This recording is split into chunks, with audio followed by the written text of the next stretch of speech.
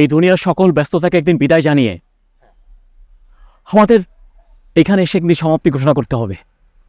আমি জানি না এখানে কার কবরে কি চলছে, কিন্তু আমি এটা নিশ্চিত যে তারা প্রত্যেকে একদিন আমাদের মতো দাপটীয় ছিল।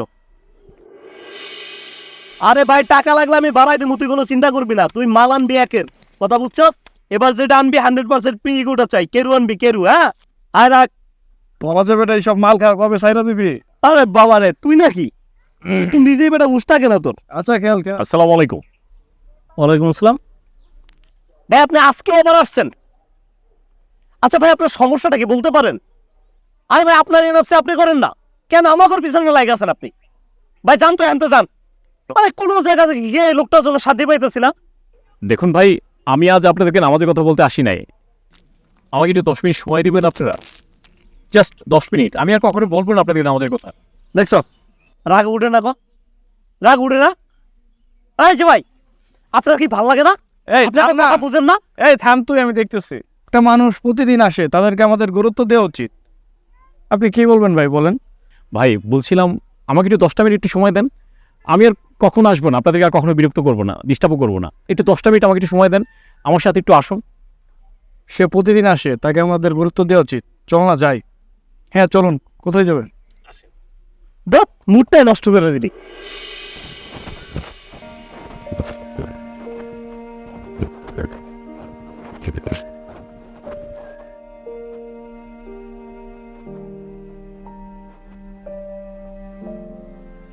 আপনারা হয়তো ভাবছেন আমি আপনাদেরকে এখানে কেন নিয়ে এসেছি।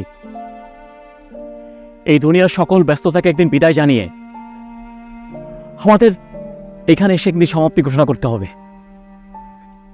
আমি জানি না এখানে কার কবরে কি চলছে, কিন্তু আমি এটা নিশ্চিত যে তারা প্রত্যেকে একদিন আমাদের মতো দাপটীয় ছিল। তারা স্বাধীনভাবে আমাদের মতন যা ইচ্ছা তাই করেছে একদিন, কিন্তু আজ তাদের পাশে কেউ নেই, একান্তই তারা। তাহলে কেন করছেন ভাই এগুলো? জানেন এই কবরের শাস্তি সম্পর্কে? এই কবর কারোর পাওয়ার খুঁজে না, এই কবর শুধু আমল খুঁজে, আমল। কেন করছেন এগুলো? দেখুন, ভালো কিছু করুন যাতে এই কবর আপনাকে শান্তি দেয়। এমন কিছু করুন যেন এই কবরটা যেন জান্নাতের টুকরো হয়ে যায়। আর সবচেয়ে বড় ব্যাপার হলো কি জানেন? এই নেশাসক্ত মানুষগুলো ওই কিয়ামতের মাঠে মাতলামি করতে করতে উঠবে। ওই জাহান্নামের শাস্তি কত কঠিন তাদের জন্য জানেন? তাদেরকে জাহান্নামবাসীদের রক্ত, পুরুষ এগুলি তাদেরকে খেতে দেওয়া হবে, আর এগুলো দিয়ে তারা তৃষ্ণা নিবারণ করবে।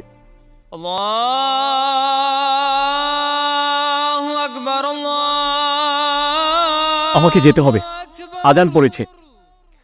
আমি আপনাদেরকে অনেক কথা বলে ফেলেছি, আমাকে মাফ করে দিবেন, মাফ করে দিবেন আমাকে। আসসালামু আলাইকুম।